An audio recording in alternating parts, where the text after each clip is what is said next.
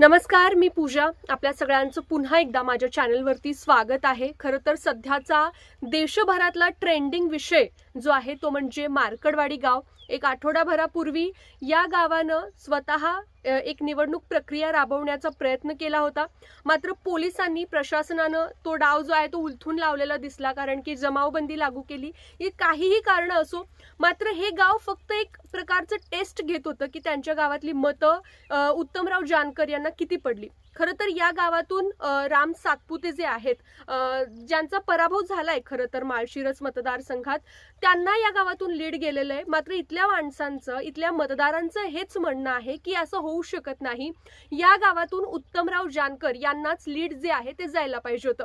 मात्र ही जी निवडणूक प्रक्रिया आहे ती स्थगित करण्यात आली. लोकांनी आपल्या स्वखर्चातून जे काही म्हणजे अरेंजमेंट होती ते केलेलं होतं. मात्र तरी सुद्धा जो प्रशासन आहे त्यांनी या सगळ्या गोष्टींना विरोध केला.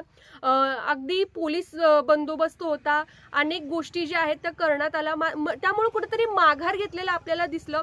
मात्र आज स्वतः देशाचे नेते शरद पवार जे आहेत ते मार्कडवाडी येथे आले. त्यांनी भाषण देखील केलं. खरं तर देवेंद्र फडणवीस यांचं एक स्टेटमेंट आलं होतं की शरद पवारांनी तिथं खरं तर जायला नकोय. मात्र त्याच्यावर सुद्धा शरद पवार यांनी उत्तर दिलं की मी जे बोलतोय ते सुद्धा बंद करायला हे लोक बसलेत, किंवा तुम्ही ऐकायचं नाही आणि मी बोलायचं नाही असंही हे करू शकतात. खरं तर यांचा साधा सिंपल एक स्टेटमेंट जे आहे ती म्हणजे ईव्हीएम मशीनवर अवलंबून राहणं चुकीचं आहे. त्यांचा जो बॅनर होता पाठीमागं स्टेजच्या, त्याच्यावर सुद्धा त्यांनी हेच लिहिलंय की ईव्हीएम जे आहे ते बंद केलं पाहिजे, देशाला वाचवलं पाहिजे, संविधानाला वाचवलं पाहिजे. कारण की ईव्हीएम वरती अनेक भागात जे आहे शंका ज्या आहेत त्या उपस्थित होत आहेत. मात्र जे ज्यांचा पराभव झालाय असंच ते म्हणतायत असं नाहीये. म्हणजे इथं कुठेतरी विचार करण्याची गोष्ट आहे की वन वे ना, जरी लाडक्या बहिणीचा इम्पॅक्ट असेल, अनेक योजना ज्या आणल्या असतील, तरीही वन वे ना इतक्या मोठ्या प्रमाणावर भाजपचे जे आमदार आहेत ते निवडून येणं कुठेतरी खुपताना दिसतंय. मात्र या सगळ्या गोष्टी लक्षात घेतल्या तर ईव्हीएम वर प्रश्नचिन्ह निर्माण होतोय. कारण की अमेरिकेसारख्या देशात सुद्धा बॅलेट पेपरवर निवडणुका ज्या आहेत त्या घेतल्या जात आहेत.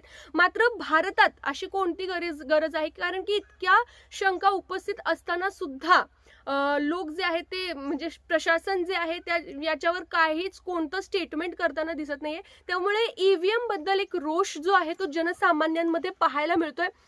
दुसरी गोष्ट म्हणजे मार्कडवाडी या सगळ्या गोष्टींमध्ये एक पुढाकार घेताना दिसतंय. या सगळ्या गोष्टींचा विरोध, ईव्हीएमचा विरोध मुख्यत्वे मार्कडवाडी करताना दिसते. त्यामुळं अगदी रवीश कुमार यांच्या चॅनलवरती सुद्धा किंवा देश पातळीचे जे न्यूज चॅनल्स आहेत त्याच्यावरती सुद्धा मार्कडवाडी गावाचं जे नाव आहे ते गाजलंय चांगलंच. आणि स्वतः राहुल गांधी यांनी सुद्धा त्यांचे काही जी माणसं आहेत ते पाठवून इथली जी माती आहे, मार्कडवाडी गावाची जी माती आहे ते घेऊन गेलेत. कारण की कुठेतरी एक संविधानाला वाचवण्याचा लढा जो आहे तो मार्कडवाडीमध्ये सुरू करण्यात आलाय, अशी इतिहास सुद्धा नोंद घेईल असं खरंच या सगळ्या चित्रातून स्पष्ट होताना दिसतंय. मात्र शरद पवारांनी इथं ठामपणे येऊन भेट घेतली, इथले जे प्रश्न आहेत ते समजून घेण्याचा प्रयत्न केला, इथली जी जनता आहे त्यांचे जे प्रश्न आहेत ते समजून घेतले. मात्र या सगळ्या गोष्टीतून एक गोष्ट आहे की पराभव जो आहे तो राम सातपुतेंचा झालेला आहे. उत्तमराव जानकर जे आहेत ते माळशिरसचे आमदार झालेले आहेत. मात्र तरी सुद्धा ही जी काही तफावत आहे मतमोजणीमध्ये आणि जी मतदान झालेलं आहे त्याच्यामध्ये, त्यामुळं ईव्हीएम मध्ये शंका उपस्थित होते. ईव्हीएम मध्येच काहीतरी घोळ असल्याचं चित्र आहे असं इथल्या माणसांना वाटतंय आणि त्याच्यासाठी बॅलेट पेपरवरती निवडणुका घ्याव्यात असं या माणसांना वाटतंय. आणि जर असं केलं नाही तर उत्तमराव जानकर स्वतः म्हणतायत की ते राजीनामा सुद्धा द्यायला तयार आहेत. त्यामुळं बघूयात येणाऱ्या काळात काय होतंय.